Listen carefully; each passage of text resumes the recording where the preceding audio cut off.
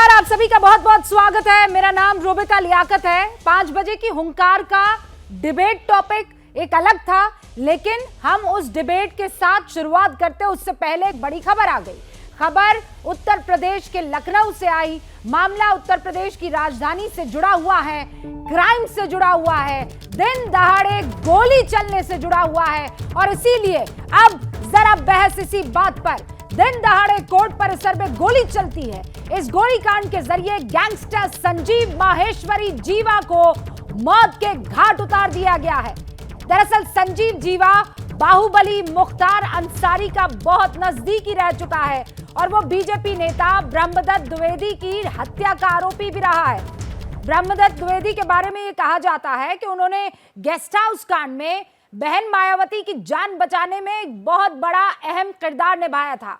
हत्या की यह वारदात अतीक अहमद और अशरफ की हत्या जैसी ही मानी जा रही है, क्योंकि 50 दिन पहले लगभग ऐसा ही आपको पूरा का पूरा मामला तस्वीरें देखने को मिली थी। लेकिन अब ये मामला 50 दिन बाद कोर्ट कचहरी के आसपास होता हुआ दिखाई दे रहा है। वो अस्पताल के पास गोली मारी गई थी। जिस तरह अतीक बंधुओं की हत्या में हत्यारे मीडिया कर्मी बनकर आए थे, गैंगस्टर संजीव माहेश्वरी जीवा को मारने वालों ने वकील की ड्रेस धारण की हुई थी। यह वारदात बहुत संगीन है। यूपी की कानून व्यवस्था का पर एक बार फिर से सवाल उठने लगे हैं। सबसे बड़ा सवाल यही कि भले ही गैंगस्टर मारे जा रहे हो, लेकिन ये ओपन फील्ड किलिंग कब तक चलती रहेगी? लोकतंत्र में ये भीड़तंत्र कैसे हावी हो रहा है? जिस कोर्ट में न्याय की लड़ाई लड़नी थी, उस कोर्ट में कैसे ये कोई डिसाइड कर लेगा कि ये सही है, ये गलत है और उसे ऑन द स्पॉट मौत के घाट उतार देगा? क्या जरूरत नहीं है कि ऐसे क्राइम के खिलाफ सख्त एक्शन की स्ट्रैटेजी बनाई जाए? आइए इसी पर चर्चा करते हैं। सारे खास मेहमान हमारे साथ जुड़ चुके हैं, लेकिन वहां मौजूद वकीलों का इस वक्त क्या कुछ कहना, उन्होंने क्या देखा है, चश्मदीद क्या बता रहे हैं, जरा ये सुन लीजिए आप। वकील को भी गोली लगी है। जब हम लोग यहाँ सेफ नहीं है, हमारा प्रोटेक्शन नहीं, आप किसका करेंगे? ये गवाह को मारने के लिए ये आदमी व्हाइट शर्ट पहन के आया है। पुलिस की जिम्मेदारी नहीं बनती है कि वो चेक करे? हम लोग सीओपी आईबी एग्जाम देके यहाँ आते हैं वकीलों की पैरवी करने। ये क्या कर रहे हैं? ये क्या है? ये सिक्योरिटी है हम लोगों की? इस तरह काम करेंगे ये लोग? कोई भी पुलिस की वर्दी कोई भी पुलिस में चलाएगा, कोई भी वकील में चलाएगा, कोई भी आदमी देखेगा नहीं। सब कुछ मतलब प्रशासन का मतलब ही नहीं है।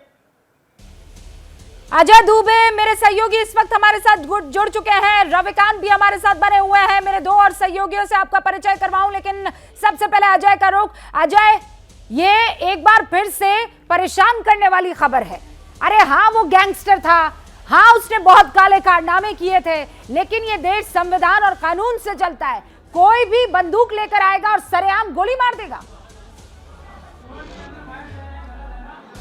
बिल्कुल ही। और ये जो पूरी घटना घटी है, अपने पीछे जो तस्वीरें छोड़ के गई है, उन तस्वीरों का जो दृश्य है वो देखिए। ये पीछे ये कोर्ट प्रेमाइसेस से बाहर निकलने का रास्ता, खून यहाँ भी बिखरा हुआ है। और अब मैं अंदर लेकर चलता हूँ उस कमरे की तरफ जिस कमरे में जज बैठते हैं, जिस कमरे में न्याय होता है, जिस कमरे में वकील पहुंचते हैं, अपनी जिरह करते हैं। लेकिन आज के दिन जो घटना घटी है कि वकील भी तमाम आक्रोश में कमरे के बाहर खड़े दिखाई दे रहे हैं। देखिए रूबिका, ये तस्वीरें देखिए और इन तस्वीरों में किस तरीके से पहले तो कोर्ट रूम के अंदर देखिए, जिस कोर्ट रूम में जज बैठते हैं, सामने जज का अब वो बोर्ड दिख रहा है जहां पर जज बैठते हैं और वहां से सुनवाई करते हैं, न्याय करते हैं। उसी कोर्ट रूम के दरवाजे पर यह घटना घटती है। खून बिखरा हुआ है ठीक इसी जगह पर जिस तरीके से फायरिंग हुई है। 6 राउंड फायर जीवा के ऊपर हुआ है, खून पूरा बिखरा हुआ है। और यहाँ पर खून ना केवल कोर्ट रूम के अंदर बिखरा हुआ है, बल्कि कोर्ट रूम के बाहर के हिस्से की जो दीवार है वहां पर भी खून बुरी तरीके से बिखरा हुआ है। ठीक इसी जगह पर निढाल होकर गिर जाता है जीवा। गोली लगने के बाद 10 मिनट तक यहाँ पड़ा रहता है और उसके बाद ये बाहर का खून देखिए यहाँ पे किस तरीके से गोली फायरिंग जब शुरू करता है तो पहले इस जगह पर करता है, यहाँ गोली चलती है, खून बहने लगता है। किस रफ्तार से खून बहा होगा, ये सारी कहानियां वो संसाधन आपके पास नहीं है। एक सेकंड रुक जाइए अजय, बस मैं दर्शकों को ये बता देना चाहती हूँ, ये तस्वीरें आपको विचलित कर सकती हैं। हमने वो इमेजेस ब्लर नहीं की है। अजय इस बात का ख्याल रखेंगे कि आपको ऐसी कोई तस्वीर ना दिखाए जिससे आपका मन विचलित हो सके। Ajay carry on. आप बता रहे हैं कि वहां पर खून के धब्बे दिख रहे हैं। 10 मिनट तक जीवा वहां पर गोली उसको लगने के बाद उसकी लाश पड़ी रही थी। बिल्कुल, साक्षी मेरे संग मौजूद हैं जो उस समय कोर्ट रूम के अंदर थे, घटना घटी थी, मुझे पूरी बात बता रहे थे। बताइए, आप कोर्ट रूम के अंदर थे, क्या कुछ घटा था? बाहर से एकदम से गोली चलने की आवाज आती है तो जीवा अंदर की तरफ भागता है। कम से कम 4 गोलियां चल चुकी, तब हम लोगों ने किसी तरह सामने ही थे डेस्क के नीचे खोपड़ी करके जान बचाई। वकील सारे जान बचाने के लिए जो लोग अंदर मौजूद थे वो कमरे में छिप गए। जी हाँ, कम से कम 8 से 10 पुलिस वाले मौजूद थे, वो भी छिप गए। खाली वकील ही नहीं, 8 से 10 पुलिस वाले मौजूद थे अंदर कोर्ट के, वो भी छुप गए। उसके बाद जब गोलियां किसी तरह हम लोग अपनी जान बचाई, तब उसको भागते हुए जब हम लोगों ने पकड़ा, तब पुलिस वाले निकल के आए उसको पकड़ने के लिए। पहले अधिवक्ताओं ने उसको पकड़ा, हम लोगों ने उसको पकड़ा। ये किस बात की सुरक्षा कर्मी है? उसके बाद सिर्फ पहले उसे पकड़ लिया गया, आप ये बात बता रहे हैं? जी हाँ, उसको हम लोगों ने पकड़ा, अधिवक्ताओं ने पकड़ा। कपड़े क्या पहने हुए थे उसने? वकील के कपड़े में था? फुल वकील की ड्रेस में था वो।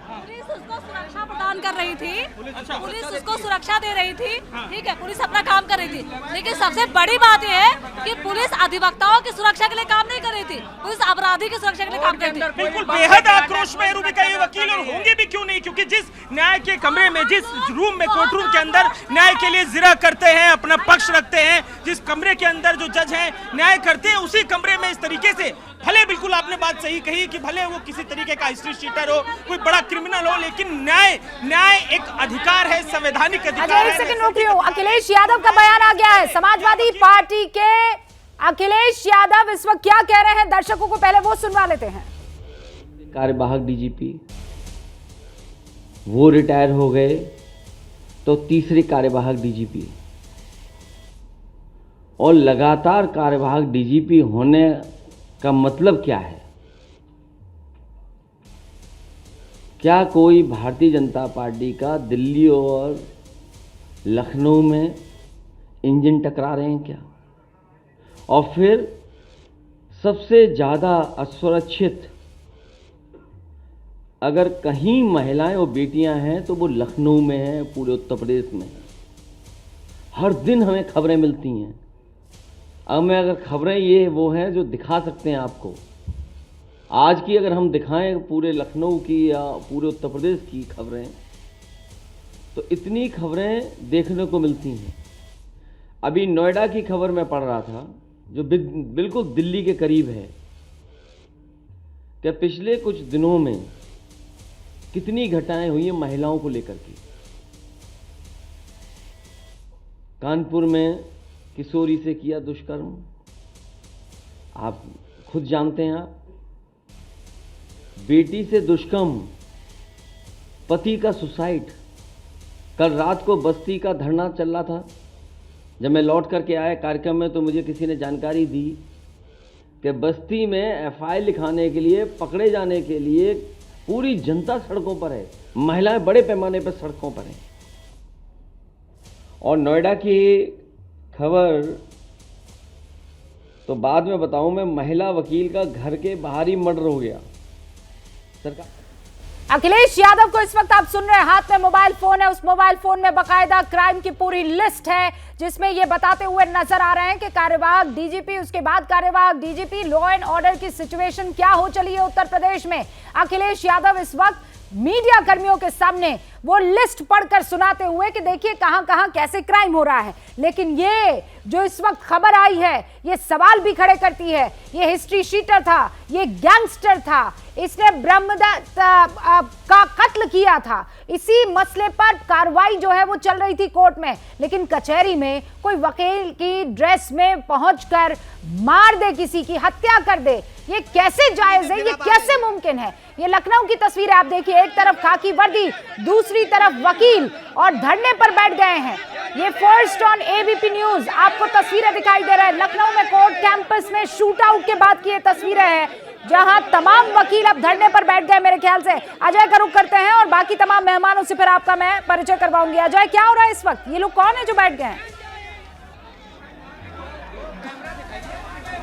देखिए यहाँ पर आक्रोश है। आगे की तरफ आप देखेंगे तमाम वकील हैं। प्रेम सिंह आगे बढ़कर हमारे कैमरामैन ने आपको दिखाएंगे कि कितने आक्रोश में ये सब तमाम वकील है और आक्रोश का कारण उनकी सुरक्षा भी है, क्योंकि जिस जगह पर आकर जिरह करते हैं उसी जगह पर इस तरीके की निश्चित घटना देखेंगे तो हिम्मत कहां से आएगी इस घटना के बाद अपनी जिरह के लिए आने की। तो ये वकील बेहद आक्रोश में है। ये कमरा ठीक वो है जहां पर ये घटना घटी थी। तो यहाँ पर गलियारे में खड़े होकर नारेबाजी हो रही है, कोर्ट रूम के बाहर नारेबाजी हो रही है, कोर्ट कैंपस के बाहर नारेबाजी हो रही है और बेहद आक्रोश में तमाम लोग हैं। हमारे संग अमिताभ ठाकुर जी मौजूद है, पूर्व पुलिस कमिश्नर, पुलिस के अधिकारी भी रहे हैं। सर, अतीक की घटना घटी थी, आप मुझे जिक्र कर रहे थे कि आप कोर्ट भी गए थे, क्या वो मामला था और यहाँ पर देख के क्या मालूम चल रहा है? देखिए, हम लोग को यह लगता है कि जिस प्रकार से यह घटना घटी है यह पुनः एक राज्य पोषित घटना हो सकती है।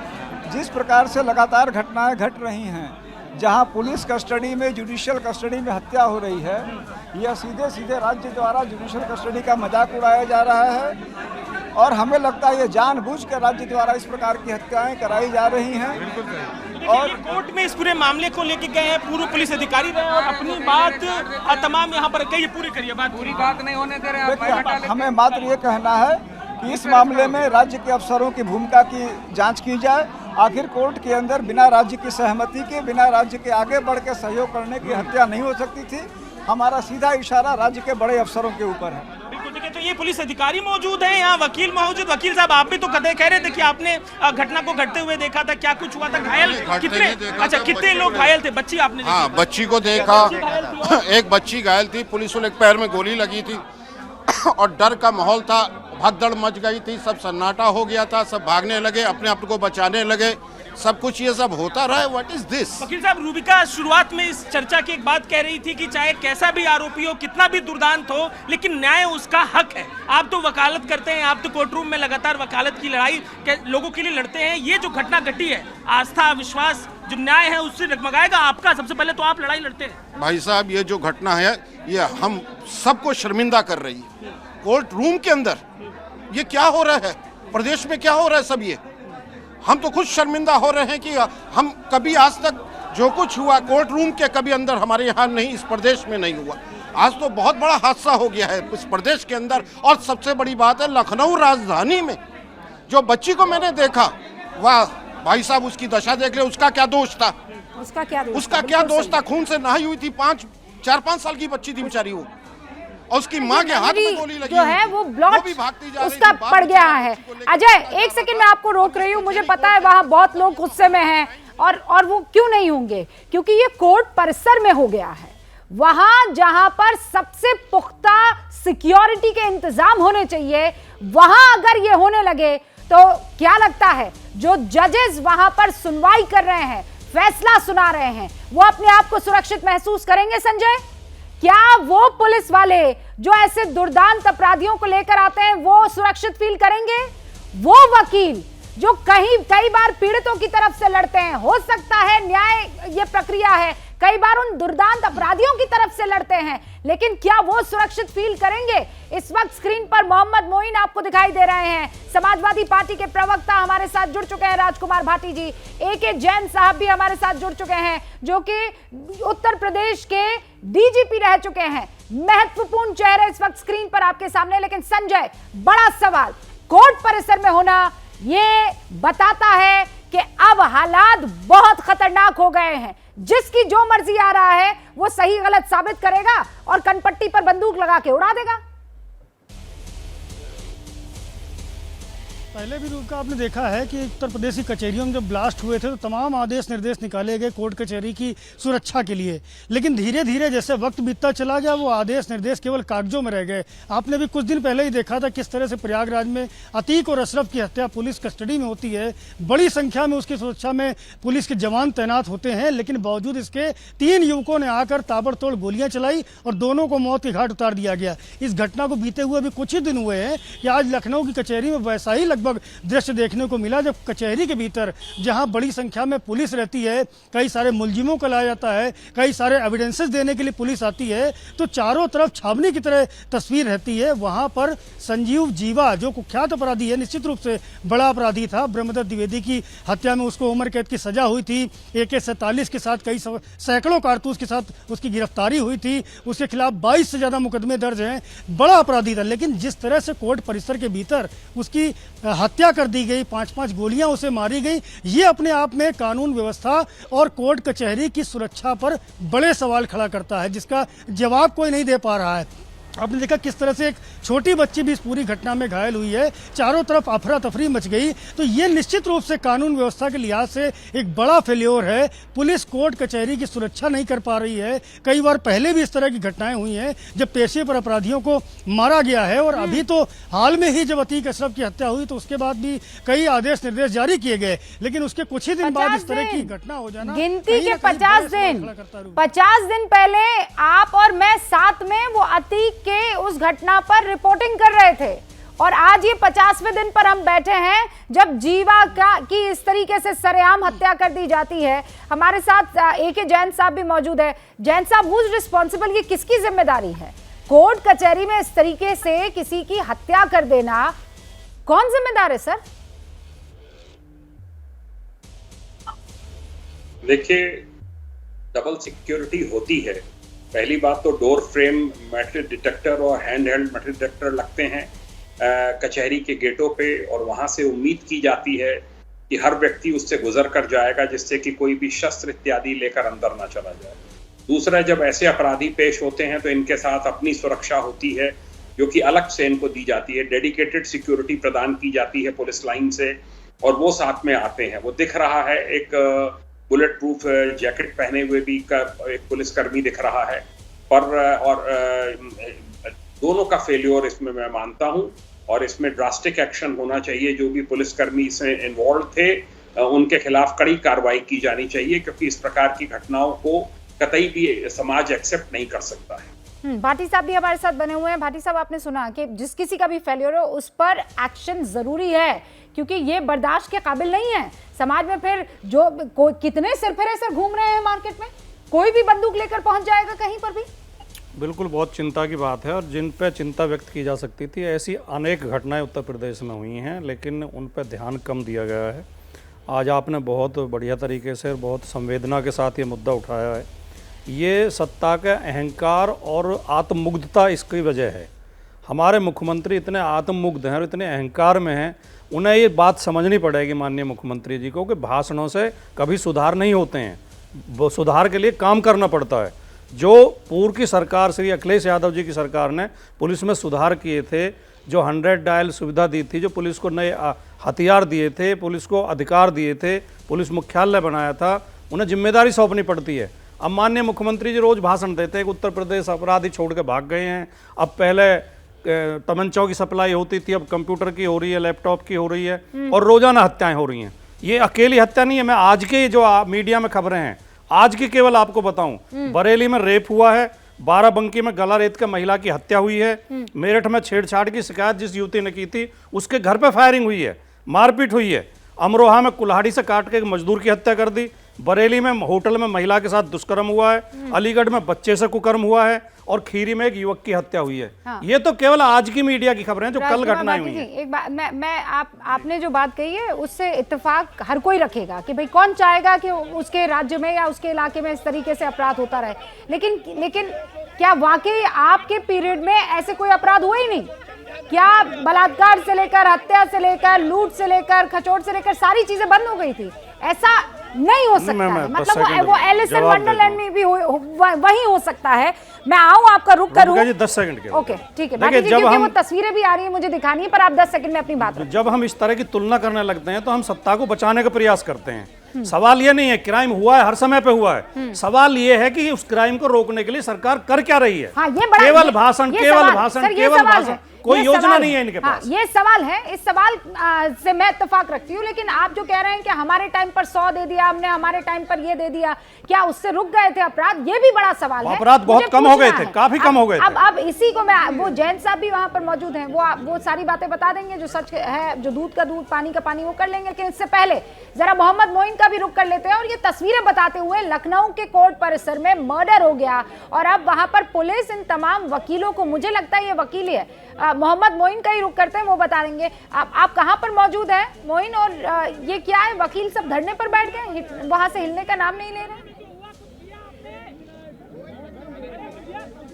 देखिए, मैं आपको बता दूं कि मैं इस वक्त इलाहाबाद हाई कोर्ट के बाहर मौजूद हूं और आपको बताऊं कि उत्तर प्रदेश की अदालतों में ये पहली घटना नहीं हुई है। पहले भी कई हत्याएं हो चुकी हैं, पहले भी कई बार बम ब्लास्ट हो चुका है। इलाहाबाद हाई कोर्ट खुद इसको लेकर सख्ती जता चुका है, नाराजगी जता चुका है। चीफ जस्टिस की अगुवाई वाली जो 5 जजेस की बेंच है, वो लगातार इस मामले की सुनवाई कर रही है कि अदालतों में जो सुरक्षा के इंतजाम है किस तरीके से पुख्ता किए जाए। चीफ सेक्रेटरी से लेकर डीजीपी और प्रमुख सचिव न्याय से लेकर एडवोकेट जनरल तक की कमेटी बनी हुई है, लगातार बैठकें की जाती हैं, कागजों पर करोड़ों रुपए खर्च किए गए हैं, लेकिन व्यवहारिक तौर पर अगर हम बात करें, प्रैक्टिकली बात करें, तो वो अदालतों में अमल होता हुआ नजर नहीं आता है। तो जब तक ये अमल नहीं होगा, जब तक प्रैक्टिकली अदालतों की सुरक्षा नहीं बढ़ाई जाएगी, तब तक इस तरीके की वारदातें होती रहेंगी। सुरक्षा के इंतजाम निश्चित तौर पर और पुख्ता किए जाने की जरूरत है।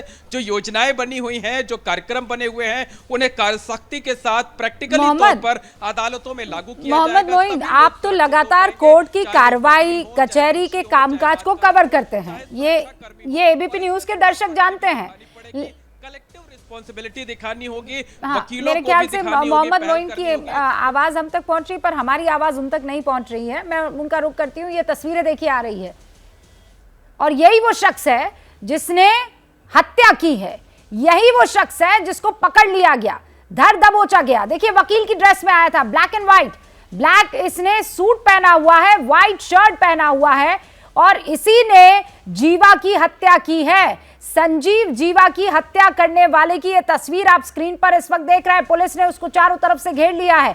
हालांकि वकील जो मौके पर मौजूद है, उनका यह कहना है कि पुलिस तो कुछ कर ही नहीं रही थी, हमने उसे पकड़ा 10 मिनट तक जीवा की, और उनसे जानकारी करने के बाद ही उनकी स्थिति के बारे में कुछ कहा जा सकेगा।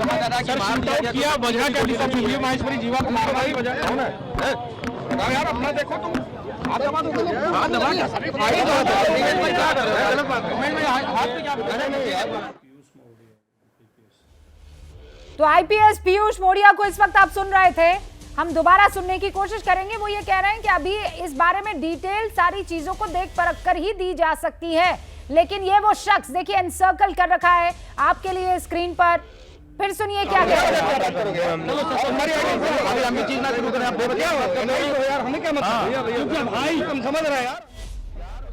देखिए, मीडिया कर्मियों की यही कोशिश है कि पता लगाया जा सके कि हुआ कैसे। मेटल डिटेक्टर वहां पर मौजूद होते हैं, आपकी गहन तलाशी ली जाती है, आप हथियार के साथ अंदर एंटर नहीं हो सकते हैं। और संजीव महेश्वरी जीवा की इस तरीके से हत्या कर देना, वो भी दिन दहाड़े कोर्ट परिसर में, बहुत सवाल खड़े करता है। लखनऊ में कोर्ट कैंपस में ये शूट आउट हुआ है और एक बच्ची जो है वो भी इसके जद में आई, एक महिला इसकी जद में आई है। हमारे साथ अलग अलग रिपोर्टर्स मौजूद है। अजय वहीं पर मौका वारदात पर मौजूद है, उनका रुख करते हैं। लेकिन पुलिस इस पूरे मसले पर क्या कह रही है, अभी हम बताने की स्थिति में नहीं है। हम अस्पताल के से बात नहीं हो पाएगी।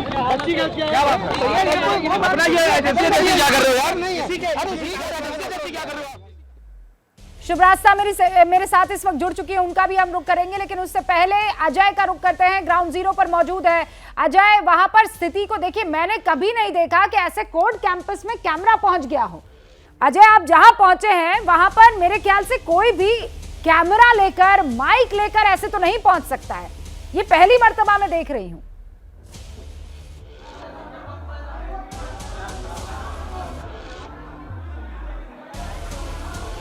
अजय, मेरी आवाज आ रही है आप तक? अजय तक मेरी आवाज नहीं पहुंच पा रही है। शुभ रास्ता, इस खबर से क्या एक मैसेज जाने की कोशिश है? हाँ, एक दुर्दांत अपराधी था, हाँ क्रिमिनल था, हाँ उसे सलाखों के पीछे होना था, हाँ उसे सबसे कड़ी सजा मिलनी चाहिए थी, लेकिन एक सिरफिरा आकर ये डिसाइड कर ले कि मैं उसे सजा दूंगा, ये लोकतंत्र नहीं हो सकता ना। जी बिल्कुल सही बात है रूबिका जी, मैं पूरी तरह से आपके साथ इसमें। और जो वारदात हुई, वारदात बहुत ही चिंताजनक है। मैं इसको शर्मनाक नहीं कहूंगी, लेकिन बहुत ज्यादा चिंता की बात है कि भरे कोर्ट में लोगों के सामने इस तरीके से कोई व्यक्ति आता है और वो चला जाता है, वो भी उस मुख्तार अंसारी का जो क्लोज एड माना जा रहा है। ये हम जानते हैं, सब कुछ सही है कि ये दुर्दांत अपराधी हो सकता है, ऐसा भी हो सकता है कि बहुतों का जीवन तबाह किया हो, लेकिन लॉ एंड ऑर्डर सिचुएशन को इस तरीके से कोई गुंडा अपने हाथ में ले ले, ये कहीं से भी जायज नहीं। इस कहने के बाद मैं एक चीज कहना चाहती हूँ कि ये जो सिचुएशन है आज उत्तर प्रदेश में, कि गुंडों को चाहे वो जनमानस हो या वो प्रशासन हो, ये जो नो टॉलरेंस पॉलिसी एक लेवल पर तो अच्छी लगती है, लेकिन ये नो टॉलरेंस अगर कानून के हद में रहे तभी हमारे देश और हमारे समाज के लिए, प्रदेश और समाज के लिए अच्छा है। क्योंकि अगर मामला हाथ से निकल जाएगा और ऐसे ही कल गैंग वॉर के चलते एक दूसरे को लोग खत्म करने लगेंगे, तो कहीं ये नॉर्मल जनजीवन को भी अफेक्ट ना करने लगे। जैसे आज एक छोटी लड़की थी वहां पर, जो भी घायल हुई, पूरी तरीके से घायल हुई, उसकी तो कोई गलती नहीं थी, वो किसी गैंग की सदस्य थी। और हमारी जो कानून है उसमें ये कहा भी जाता है कि हजारों अपराधी छूट जाए लेकिन कोई एक निरपराध पे अंकुश नहीं लगना चाहिए। तो यहाँ तो अंकुश करने की बात नहीं, ये तो जोर हुई है ये बच्चे। तो मैं आपके साथ, मुझे लगता है कि ये जो भी घटनाक्रम हुआ है ये बहुत ही निंदनीय है और इस पे प्रशासन। ये बेहतरीन बात शुभ्रास्ता कि जीरो टॉलरेंस पॉलिसी बहुत अच्छी लगती है। कौन चाहेगा कि ऐसे दुर्दांत अपराधी घूमते रहे खुलेआम? जीरो टॉलरेंस पॉलिसी अच्छी लगती है, लेकिन कानून के तहत अच्छी लगती है। कोई भी उठकर खड़ा हो जाए और कहे कि नहीं जीरो टॉलरेंस है और हम आगे आएंगे, नहीं भाई, आपकी कोई हैसियत नहीं है, वो मजाल कीजिएगा मत, आपका भी वही हश्र होगा। फिर ये समझ लीजिए, क्योंकि कानून ये नापसंद करता है। ये लोकतांत्रिक देश है, ये संविधान से, कानून से चलने वाला देश है। तो दर्शक अभी एबीपी न्यूज के साथ जुड़े हैं, उनको ये खबर बता दूं, लखनऊ में कोर्ट परिसर में एक शूट आउट हुआ है। मुख्तार अंसारी का बेहद करीबी गैंगस्टर जो है वो मारा गया है।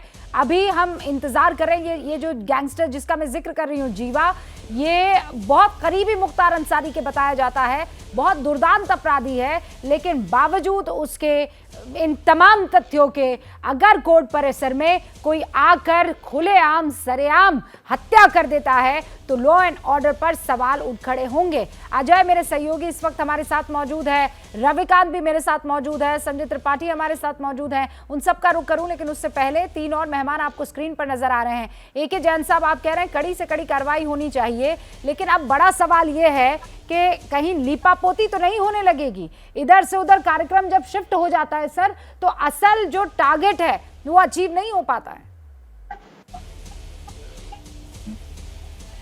नहीं, ऐसा नहीं होगा, ऐसा नहीं होगा। इसमें इंक्वायरी बैठेगी और सख्त कार्रवाई होनी चाहिए। देखिए, थोड़ी सी प्रॉब्लम कभी कभी जो है, वो जो गेट्स पे मेटल डिटेक्टर लगे होते हैं, वहाँ बहुत से वकील साहबान जो हैं वो तलाशी देने में जरा आनाकानी करते हैं। ये भी वसीले वकील की वेश में आया है, पर ये कोई एक्सक्यूज नहीं है। चाहे वहाँ पे साथ में एडवोकेट बैठा के तलाशी लें, होनी चाहिए। ये बहुत पहले से ये इशू यूपी में रहा है कि कुछ लोग विरोध करते हैं सर्च का, नहीं होने देते हैं, उसी की आड़ में कुछ लोग अंदर चले जाते हैं। तो या तो देयर इज सिक्योरिटी और देयर इज नो सिक्योरिटी। ये कॉन्सेप्ट है बड़ा पुराना, चेकिंग होनी चाहिए। मुझे जो सूचना मिली है अभी कि कोई जौनपुर का केराकत का है, ये विजय यादव, अच्छा, जो कि शूट आउट में शामिल था, जिसकी गिरफ्तारी हुई है। और एक सूचना ये भी आई है कि जो 1.5 साल की बच्ची थी लक्ष्मी, हाँ, वो अभी ठीक है, ICU में है, हाँ, और वो सेफ है। और एक सिपाही है लाल मोहम्मद, जिसके पैर में गोली लगी है, वो भी सेफ है। शूट आउट में गोली लगी है लाल मोहम्मद के, और वो भी सेफ है, इस समय हॉस्पिटल में है, उसका इलाज चल रहा है। ये SC/ST एक्ट के जो जज साहबान हैं, उनके कोर्ट परिसर के बाहर की घटना है। सर थैंक यू, आपने सारी जानकारी भी हम तक पहुंचाई और एक बहुत महत्वपूर्ण बात कही। मेरे पास वक्त की कमी है। शुभ्रास्ता, राजकुमार भाटी जी, AK जैन साहब, आपका बहुत बहुत शुक्रिया। लेकिन कितनी महत्वपूर्ण बात कही है। जितने भी वकील साहिबान, जितने भी वकील वहां पर मौजूद है, सिर्फ लखनऊ में नहीं, जितने भी अलग अलग कोर्ट्स हैं, आपकी जिम्मेदारी है। हाँ, आपको अगर सिक्योरिटी चाहिए तो आपको वो जो मेटल डिटेक्टर और सिक्योरिटी जांच होती है उससे गुजरना पड़ेगा। मैं ये नहीं कह रही हूं कि सब के सब एक जैसे हैं, लेकिन अमूमन ये देखा जाता है कि अरे भाई मेरी चेकिंग करोगे, जानते नहीं हो क्या। ये वाला एटीट्यूड हमें हटाना होगा। ईदर देयर इज सिक्योरिटी और नो सिक्योरिटी। ये सब कहने के बावजूद भी लॉ एंड ऑर्डर की सिचुएशन को बिल्कुल टाइट और इंटैक्ट रखना पुलिस की जिम्मेदारी है। सवाल तो उठ खड़े होंगे। मैं जरा आपको लखनऊ कोर्ट परिसर ले जाना चाहती हूं, जहां पर आज की सबसे बड़ी खबर आई है। एक शूट आउट हुआ है। दुर्दांत अपराधी कोर्ट में हियरिंग के लिए आया था। जज साहब वहां बैठे हुए थे कोर्ट रूम में और अचानक अफरा तफरी मच गई। वकील भी समझ नहीं पाए। 1.5 साल की एक मासूम बच्ची भी इस हमले के जद में आई है। आईसीयू में वो भर्ती है। और इस वक्त ये देखिए, संजीव जीवा की हत्या के बाद कोर्ट कैंपस के बाहर तमाम वकील अपनी सुरक्षा के मसले पर प्रशासन के खिलाफ नारेबाजी करते हुए नजर आ रहे हैं। ये 4 तस्वीरें स्क्रीन पर आपके सामने उन तमाम दर्शकों के लिए जिन्हें इस खबर का अपडेट नहीं अब तक मिला है। कोर्ट परिसर में आज शूट आउट हुआ है। संजीव जीवा का मर्डर, वो गैंगस्टर संजीव जीवा का मर्डर हुआ है। शूट आउट के बाद हंगामे की तस्वीर आपको दिख रही है। ये ही है वो गैंगस्टर संजीव जीवा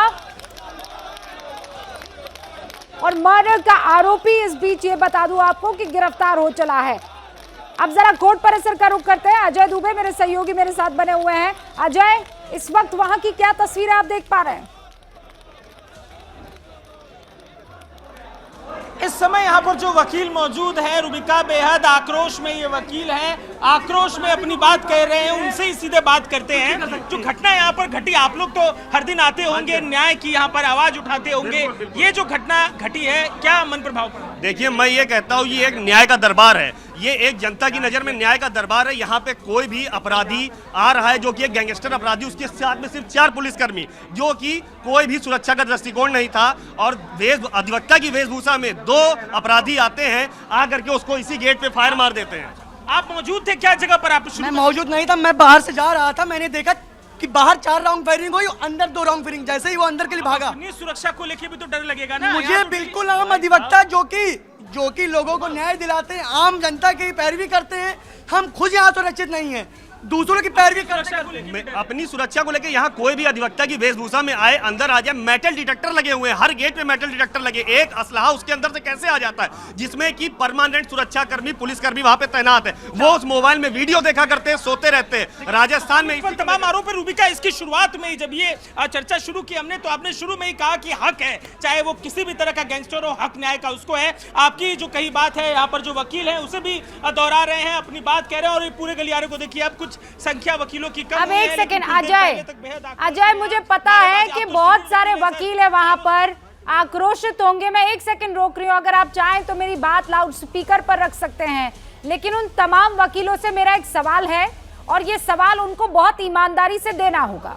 सवाल ये है कि जब मेटल डिटेक्टर से आप गुजरते हैं या कोई पुलिस वाला आपकी चेकिंग करने की कोशिश करता है, तो आप ये कहते हैं कि अरे जानता नहीं मैं कौन हूं, अब हमारी चेकिंग करोगे। तो ये जो रिस्पॉन्सिबिलिटी है, ये सीनियर मोस्ट से लेकर जूनियर मोस्ट वकील की है। मैं ये कहते हुए नहीं साइड में रखूंगी कि ये लॉ एंड ऑर्डर सिचुएशन है, लेकिन जिम्मेदारी जो वकीलों की है उस पर भी आज बात करनी जरूरी है कि नहीं? आप भी कोर्ट परिसर में रोज जाते हैं, आप भी रोज कोर्ट परिसर में अजय जो है रिपोर्टिंग करते हैं, वहां का आलम ये होता है कि नहीं होता है? ये सवाल मैं आपका लेकर चलता हूं। जिन्होंने सुरक्षा इंतजामों को लेकर ये बात कही थी, आप कह रहे थे मेटल डिटेक्टर लगा होता है, ध्यान नहीं देते पुलिसकर्मी। कई बार पुलिसकर्मियों की तरफ से कई बार वायरल वीडियो में दिखाया जाता है कि बड़े धौंस में कुछ लोग होते हैं जो आते हैं, अंदर आते हैं, कहते नहीं जानता है मैं कौन हूँ, कोई नेता होते हैं। कई बार वकीलों को लेकर भी ये बात कहती है। अब ये घटना घटी है, चिंता तो आप लोगों को होगी ना? बिल्कुल, हमारी सुरक्षा को लेकर के हमें बहुत ज्यादा चिंता है। मैं ये कह रहा हूँ, आप वहाँ गेट नंबर 4 पे जब जाएंगे, एक तरफ मेटल डिटेक्टर लगा है, उसी के बगल में सुरक्षा कर्मी, दूसरा गेट खोल दिया जाता है। सुरक्षा के दृष्टिकोण से कोई भी सुरक्षा नहीं है। मेटल डिटेक्टर लगा होने को, भाई साहब, राजस्थान में एडवोकेट प्रोटेक्शन एक्ट लागू हुआ इन्हीं सब सुरक्षा दृष्टिकोणों को देखते हुए। हम अधिवक्ता किस हद तक सुरक्षित है? आप तो काफी सीनियर है सर, जितनी उम्र आपकी हो गई होगी देखते देखते इस पूरी व्यवस्था को, ये घटना, ऐसी घटना कभी देखी क्या आपने? मैं ऐसी घटना के विषय में पुलिस को, मैं खुद इस बार का सेक्रेटरी रहा हूँ, और यहाँ पे एक बार इसके पहले बम बरामद हुआ था, जिसके संबंध में मैं खुद कम से कम साल में 2-3 एप्लीकेशन पुलिस को सुरक्षा व्यवस्था को लेकर के लिखता रहता हूँ। बम आ जाता है, कारतूसें आ जाती हैं। इतना कुछ आपने होते हुए देखा, आप भी कई बार देखते होंगे मेटल डिटेक्टर की पुलिस वाले जांच कर रहे होते, लोग आते हैं कहते हैं जानता नहीं है मैं कौन हूँ, तमाम इस तरीके की बातें। ये सिर्फ पुलिस और प्रशासन, क्योंकि प्रशासन ये चाहता है कि कोई मुंह न खोल सके, जुडिशरी को बिल्कुल खत्म कर देना चाहता है। आज की जो सत्ता है ये जुडिशरी को बिल्कुल खत्म, जुडिशरी की प्रक्रिया में विश्वास नहीं रह गया सत्ता को। और पुलिस अभी 3 यही मेटल डिटेक्टर एयरपोर्ट पे लगा होता है, उसके अंदर असला नहीं चला जाता है, उसके अंदर कोई असला नहीं जा रहा है, यही मेटल डिटेक्टर। ये वकीलों के मन की वेदना है, वकील ये बात तमाम जो कह रहे हैं वो सवाल खड़े कर रहे हैं, क्योंकि चिंता उनको अपनी भी जान को तो लेकर बनी हुई है ना। आइए रुबिका एक बार कोर्ट रूम की तरफ फिर से चलते हैं, दिखाते हैं आपको। मैं वो घटनाक्रम भी अगर आप बोले तो बताता चलूं कि कैसे 3:45 का समय था। रुबिका थोड़ा समय दीजिएगा, मैं बताऊंगा पूरा घटनाक्रम कैसे घटा। 3:45 पर पुलिसकर्मी तमाम टीम जो है लेके जीवा को इसी गलियारे से आ रही थी। सीसीटीवी ऊपर की तरफ देखिए, गलियारे से आने के तो विजुअल है पर कोई एंगल इस तरफ जहां पे घटना घटी वहां की तरफ दिखाई नहीं दे रहे हैं। 3:50 होता है, भीड़ काफी ज्यादा थी। मुझे जो जानकारी यहाँ पर पुलिसकर्मी और लोगों की तरफ से दी गई वो 3:50 पर इस स्पॉट पर पहुंचते हैं। जीवा पुलिसकर्मियों के बीच थे, लेकिन उसी समय एकाएक एक आदमी बीच से निकलता है और धड़ाधड़ फायरिंग जीवा के ऊपर करने लगता है।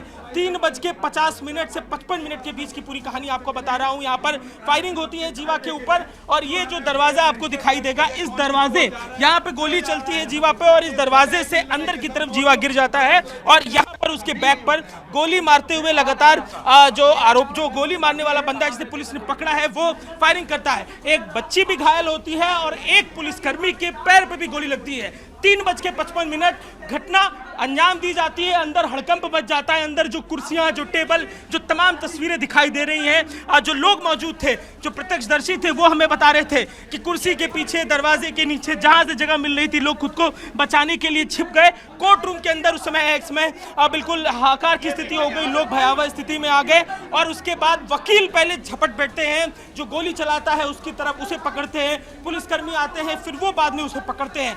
बजते हैं 4 बजने के बाद 10 मिनट तक जो बॉडी है वहां पर पड़ी रहती है, ब्लीडिंग होती है, खूब सारा जो खून है वहां पर बह जाता है और 4 बजे के बाद पुलिसकर्मियों की टीम बाहर निकलना शुरू करती है। और देखिए जब बाहर निकलती है लेकर उस बॉडी को बाहर की तरफ पुलिसकर्मियों की टीम, तो इस पूरे रास्ते पे, जिस रास्ते से महज 15 से 20 मिनट पहले जिंदा जीवा गुजरता है, वहां पर लाश गुजरती है जीवा की, खून टपकती वो लाश जो अपने पीछे इसी न्यायालय में जहां पर एक न्याय के लिए उसे लेकर आया गया था, वहां पर इस तरीके की घटना में उसकी हत्या कर दी जाती है और तमाम सवाल पीछे की तरफ छोड़ के जाती है। तो ये पूरी घटना थी जो यहाँ घटी थी। वकीलों में बेहद आक्रोश इस घटना के बाद दिखाई दे रहा है। अच्छा, लेकिन अब अजय एक और चीज जो समझ में नहीं आ रही है वो ये है कि ये शख्स है कौन। फोन डिस्कनेक्ट हो गया है अजय का, हम दोबारा कनेक्ट करते हैं अजय से और ये तस्वीर आप देखिए ना, ये जो जिस शख्स को अरेस्ट किया गया है उसकी तस्वीर आपको दिखाई दे रही है। ये शूटर है, उसे गिरफ्तार कर लिया है। अभी तो पुलिस आपको उसके गिरबान पर हाथ डालते हुए नजर आ रही है, चारों तरफ से पुलिस ने इसको घेर लिया है, लेकिन वकील ये बता रहे हैं कि हमने उसको धर दबोचा, खूब मार पीट के उसको एक जगह पर खड़ा किया, उसके बाद पुलिस को वहां पर बुलाया गया। हालांकि ये सच्चाई क्या है वो तस्वीरों का हम और इंतजार कर रहे हैं। ये तो एक ही तस्वीर है जहां पर पुलिस नजर आ रही है, हो सकता है कि वहां से पकड़ के उस इलाके में लेकर आई हो जहां पर भीड़ कम हो। ये हाथ में उसके जो बैग था उस बैग की भी पुलिस ने तलाशी ली है और पुलिस अब इससे पूछताछ कर रही है कि ये शख्स आखिर है कौन और क्यों ये मुख्तार अंसारी के इस करीबी गैंगस्टर का मर्डर कर देता है। लखनऊ में कोर्ट कैंपस में ये कैसे पहुंचता है, क्यों पहुंचता है, इसको ये बंदूक कहां से मिली, इसको ये शह कहां से मिली, ये वो सारे सवाल है जो इस वक्त सबके जहन में घूम रहे होंगे।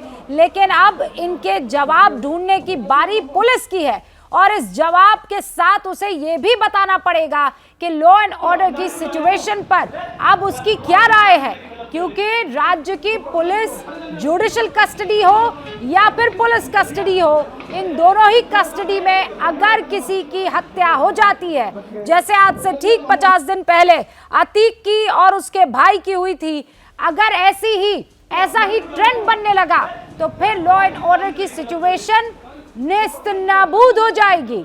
अजय हमारे साथ बने हुए हैं। अजय, ये शख्स कौन है, क्या इसके बारे में अभी तक डिटेल्स पता लग पाई है हमें? देखिए अगर आप मैं आवाज बाद में सुन पाया, लेकिन आप अगर हत्यारे का जिक्र कर रही हैं तो जो हत्यारा है उसके बारे में बताया जा रहा है प्राथमिक तौर पे कि जौनपुर का रहने वाला है, और जो जानकारी है जो पुलिस पूछताछ और प्राथमिक तफ्तीश में निकालेगी, बाकी जाते बाद में निकलकर सामने आएगी, लेकिन प्राथमिक तौर पर अभी यहाँ पर जो जानकारी निकल के आ रही है कि वो जौनपुर का रहने वाला है और इंतजार आगे की सूचनाओं का उस हत्यारे के विषय में किया जा रहा है। जौनपुर का रहने वाला है, या वो वकील की वेशभूषा में आया था और वहां पर आते ही उसने इस तरीके से ताबड़तोड़ शूटिंग शुरू कर दी थी, क्योंकि कोई तस्वीर सामने नहीं आ पाई है। जो तस्वीर अजय आ रही है वो हत्या के शूट आउट के बाद की तस्वीरें आ रही हैं। इंटरेस्टिंग।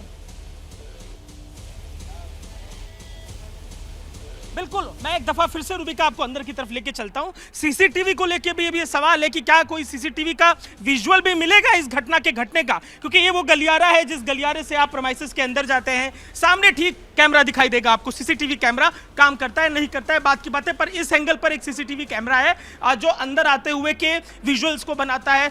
दूसरे एंगल पर भी एक कैमरा है जो सामने के गलियारे के बनाएगा, लेकिन ये जो गलियारा है जहां पर घटना घटी है, यहाँ पर कोई भी सीसीटीवी कैमरा, कोई भी विजुअल एंगल कुछ भी दिखाई नहीं दे रहा है। तो अब आगे ये सवाल उठेगा, क्योंकि घटना घटने के बाद ही लोग, जब इस तरीके की घटना घटती है तो जो घटना घटने के बाद है वो लोग विजुअल्स बनाते हैं, पर जिस जगह ये घटना घटी उस दौरान क्योंकि उस वक्त अफरा तफरी का माहौल होगा ना, किसे ये बात ध्यान रही होगी कि उसे अपने मोबाइल का कैमरा ऑन करना है और सब कुछ जो है रिकॉर्ड कर देना है। ये बात मैं समझ सकती हूँ, लेकिन आप बता रहे हैं कि वहां पर सीसीटीवी कैमरास जो तादाद होनी चाहिए वो दिखाई नहीं दे रही है, और अगर जो लगे भी हुए हैं तो उनके एंगल ऐसे हैं कि क्या पता ये जो वारदात हुई है उसका आना जाना वो रिकॉर्ड हुआ भी होगा कि नहीं हुआ होगा। अजय, बहुत बहुत शुक्रिया हमारे पास ये तमाम खबरें पहुंचाने के लिए, तफसील से रिपोर्टिंग करने के लिए। अजय हमारे साथ मौजूद थे, बाकी तमाम मेहमान भी। सवाल इसी चीज को लेकर कि शख्स अगर बंदूक के साथ घुसा तो घुसा कैसे कोर्ट परिसर में, हत्या की तो मकसद क्या था और कैसे कर दी।